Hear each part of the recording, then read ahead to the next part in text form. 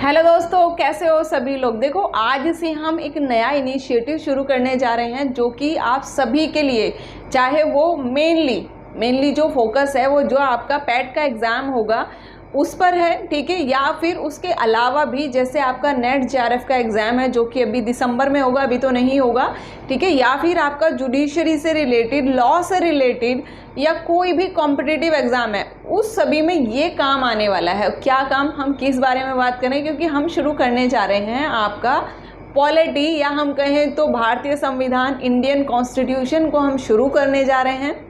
और ये देखो, एक ऐसा सब्जेक्ट है, चाहे वो यूपी ट्रिपल एससी से लेकर जो आपका यूपीएससी का एग्ज़ाम होता है, मतलब ग्रुप डी से लेकर ग्रुप ए तक का जो भी एग्ज़ाम होता है सभी में आता है। और हम इतना डेस्क्रिप्टिव वे में भी और कंसाइज वे में भी, दोनों में ही पढ़ने वाले हैं। आप देखना, ऐसा ट्रिक से या ऐसा चार्ट से, सबसे बड़ी बात है इतना ईजी वे में चार्ट से मैं समझाने की आपको कोशिश करूँगी और ट्रिक से, ताकि आपको वो याद रह जाए। Mainly focus UP triple SC जो पैट का आपका एग्ज़ाम होने वाला है, ठीक है। बस आपको कुछ नहीं करना है, केवल कंसंट्रेशन के साथ में वीडियो को बस देखना है। बस आपको करना क्या है, चैनल को सब्सक्राइब करना है, वीडियो को लाइक करना है और ज़्यादा से ज़्यादा शेयर करना है, ताकि सभी बच्चे जो यूपी ट्रिपल एससी पैट का एग्ज़ाम देने जा रहे हैं उनको ये वाला वीडियो मिल जाए, ताकि जो एक ऑथेंटिक कंटेंट है वो उन तक पहुंच जाए, ठीक है। देखो, मैं इतनी गारंटी लेती हूँ कि अगर ये जो मैं आपको कॉन्स्टिट्यूशन या पॉलिटी आप कहेंगे, भारतीय संविधान आप कहेंगे, जो मैं ये आपको कराऊंगी ना, इससे एक भी क्वेश्चन आपका बाहर नहीं जाएगा। टोटल सिलेबस में आपका इसमें कवर कराने वाली हूँ, ठीक है। तो ये आज हमारा पहला इनिशिएटिव है जिसको हम शुरू कर रहे हैं, ऊपर वाले का नाम लेकर। बस आप सब लोगों का साथ और प्यार चाहिए, ठीक है। चलिए बिना देरी के इसको शुरू कर लेते हैं।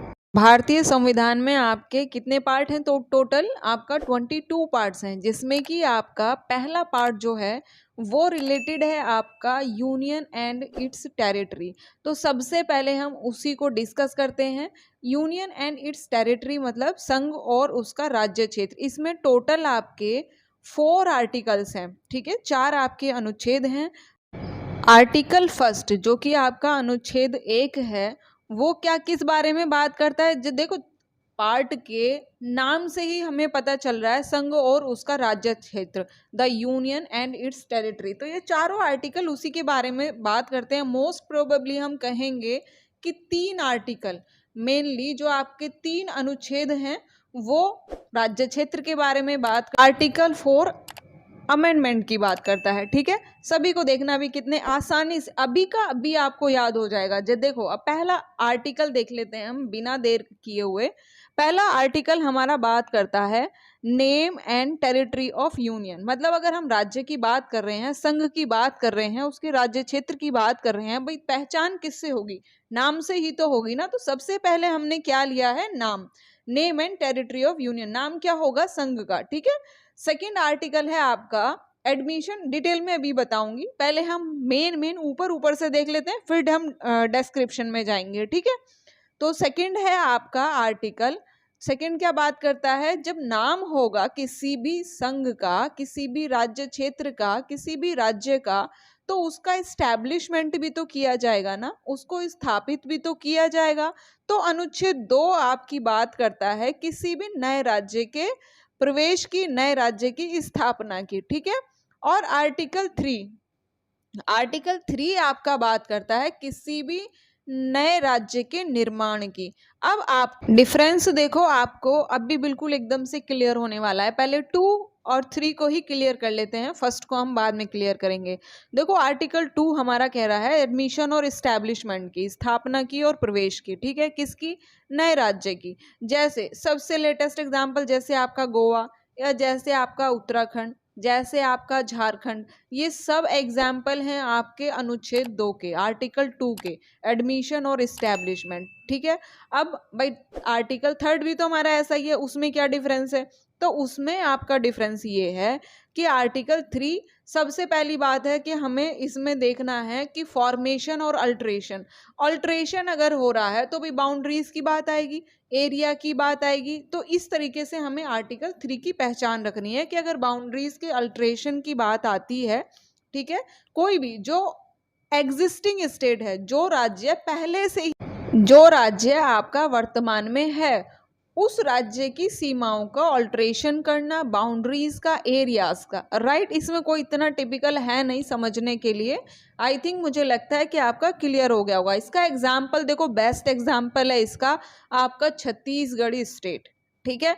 अब हम बात करते हैं आर्टिकल 4 की। देखो अब 3 तो मुझे लगता है कि आपका क्लियर हो गया होगा, सेकंड भी और थर्ड भी, ठीक है। आर्टिकल 1 में हमने बात की थी name and territory of union, मतलब कोई भी अगर राज्य होगा, मतलब कोई पर्सन ही है, सबसे पहले उसका नाम ही होता है ना, दुनिया में आने पर सबसे पहले नाम ही रखा जाता है। तो सेम वैसे ही, तो सबसे पहले अगर हम नाम की बात करें तो ये देखो इसमें 3 क्लोज हैं। जो आपका पेट वाला है उसमें तो इतना मुझे नहीं लगता इतना डीपली पूछेगा, बट इजी है, याद रह सकता है तो रख लेना, ठीक है। तो पहला ही आर्टिकल हमारा ये कहता है कि इंडिया का नाम होगा भारत, ठीक है, और जो कि एक संघों का राज्य होगा, अ यूनियन ऑफ स्टेट, ठीक है। आर्टिकल 1 ही हमारा ये कहता है, ठीक है। और कहाँ पर, और इसको, और उन्होंने उसका जो एरिया है, जो दायरा है, और उसको बड़ा करते हुए कहा है कि भाई हमने कहा कि कोई भी जो यूनियन है, अगर हम यूनियन की बात कर रहे हैं तो यूनियन को कहाँ डिफाइन किया गया है, ठीक है। स्टेट की जो टेरिटरी है उसको कहाँ डिफाइन किया गया है, तो उसको डिफाइन किया गया है फर्स्ट शेड्यूल में, ठीक है।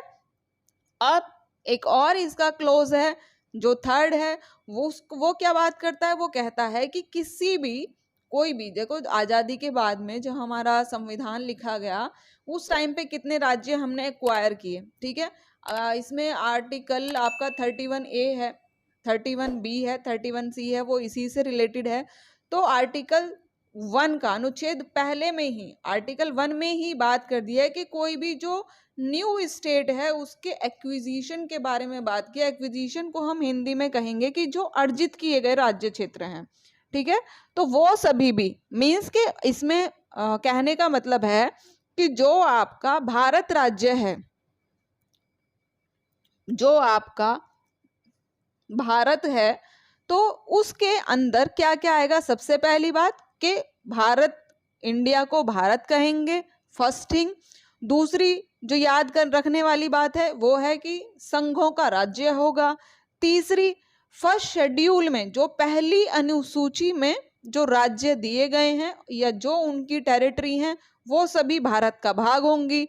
और थर्ड बात क्या कही है इंपॉर्टेंट जो है कि जितने भी अर्जित किए गए राज्य हैं, जितना भी अर्जित किया गया टेरिटरी एरिया है, एक्विजिशन किया गया है, वो सभी भी भारत का ही भाग होगा। आर्टिकल 1 ये कहता है, मतलब हम सिंपली कहें तो जो जो हमारा एरिया है भारत में क्या क्या इंक्लूड होगा वो सभी को बताता है, ठीक है। क्लियर है, मुझे लगता है तीनों आर्टिकल देखो बिल्कुल क्लियर हो गए होंगे। अब आर्टिकल 4 की अगर हम बात करें तो आर्टिकल 4 हमारा बात कर रहा है अमेंडमेंट की। अमेंडमेंट कैसा, वो भी बात कर लेते हैं। देखो जो हमारा अभी हमने कहा कि ऑल्ट्रेशन होगा, एडमिशन होगा, इस्टेब्लिशमेंट होगा, मतलब कि अनुच्छेद 2 और 3 में अगर पार्लियामेंट, ठीक है, पार्लियामेंट को पावर है अमेंडमेंट की, संशोधन करने की, ठीक है। तो अगर इसके साथ ही आपको ये 3 आर्टिकल और ध्यान रखने हैं, 393, 394, 395, ये आप खुद से पढ़ना, सर्च कर लेना। नहीं, अगर आपको टाइम नहीं मिल पाता है, मन नहीं करता है, तो ये भी मैं आपको बताऊंगी कि ये क्या है, ठीक है। चलो हम बात कर लेते हैं सबसे पहले कि हम आगे क्या कर रहे हैं। आगे देखो सबसे पहले हम क्वेश्चन देख लेते हैं क्या जो आपकी संविधान की हिंदी में क्या बोलेंगे, संविधान कॉन्स्टिट्यूएंट असेंबली, संवैधानिक सभा जो थी आपकी, उसने फाइनली कॉन्स्टिट्यूशन को किस दिन अडॉप्ट किया, ठीक है। आपका ऑप्शन दिए हुए हैं 26 जनवरी 1950, 26 नवंबर 1949, 26 नवंबर 1950 और 26 जनवरी 1949। सेकंड क्वेश्चन है आपका, who amongst the following is sovereign in India. Bharat में, मतलब ये 4 आपके ऑप्शन है, इसमें से बताना है आपको कि भारत में सॉवरन कौन है इनमें से, ठीक है। पहला आपका राष्ट्रपति है, दूसरा आपका प्रधानमंत्री है, तीसरा आपका काउंसिल ऑफ मिनिस्टर्स है जो कि आपका प्राइम मिनिस्टर हेड करता है, फिर है आपका option number D, we the people of India, हम भारत के लोग। देखो जो भी इनका राइट आंसर हो दोनों का, ठीक है, तो कमेंट बॉक्स में कमेंट करके जरूर बताना, ठीक है, अभी आगे भी है, पहले हम कुछ केस लॉज हैं वो देख लेते हैं। लीडिंग केस लॉज हैं, एग्जाम में पूछे जाते हैं। ठीक है, देखो मैंने इसकी एक ट्रिक बनाई है। ठीक है, ज़्यादा केस नहीं है आपके, बस ये 3 ही हैं। इसकी मैंने ट्रिक बनाई है आपकी एमआरआई, बहुत इजी है। एमआरआई पता ही है आपको क्या होता है। ठीक है, तो पहला जो आपका केस है Mangal Singh versus Union of India AIR 1987, Supreme Court का है। देखो ये आपका आर्टिकल 2 और 3 से रिलेटेड है।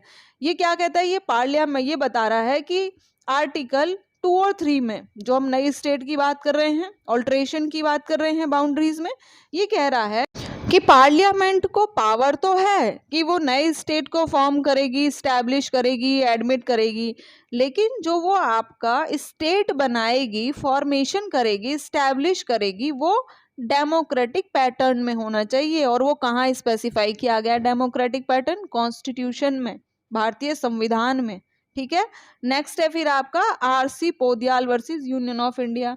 इसमें क्या कहा, इसमें बात की है सॉवरेंटी की। इसने कहा कि किसी भी टेरिटरी को एक्वायर करने के लिए, एक्वायर की बात हमने कौन सी स्टेट में की थी, सॉरी कौन से आर्टिकल में की थी, आर्टिकल 1 के क्लॉज 3 में। ठीक है, आर्टिकल 1 में हमने एक्वायर की बात की थी। तो ये कह रहा है कि अगर हम एक्वायर किसी स्टेट को कर रहे हैं तो वहां हमें सॉवरेंटी का बहुत ही ज्यादा ध्यान रखना है। ठीक है, और ये जो पावर है पार्लियामेंट की, इसमें लिमिटेशन भी है। ऐसा नहीं है कि पार्लियामेंट जो चाहे वो कर सकती है। थर्ड है आपका most important case, in re Berubari Union and exchange of enclave. In re का मतलब मैं आपको बताऊंगी, नेक्स्ट वीडियो में हम डिस्कस कर लेंगे इन री किस केस में लिखा जाता है।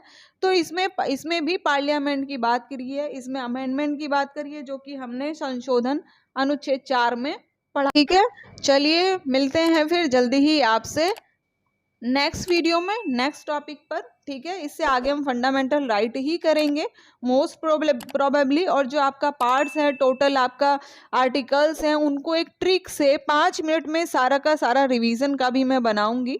ठीक है, कोई और सब्जेक्ट का या किस टॉपिक को हम पहले लें, अगर कोई भी आपका सजेशन है तो मुझे कमेंट बॉक्स में कमेंट करके ज़रूर बताइए। ठीक है, और चैनल को सब्सक्राइब करना बिल्कुल नहीं भूलना है, वीडियो को लाइक और शेयर भी जरूर करें। ठीक है, ध्यान रखिए अपना, खुश रहिए, पढ़ते रहिए, और पेट वाले बच्चों को ये वीडियो ज़रूर देखना है, 100% गारंटी है इससे बाहर नहीं आएगा। ठीक है, ध्यान रखिए, खुश रहिए, बाय बाय।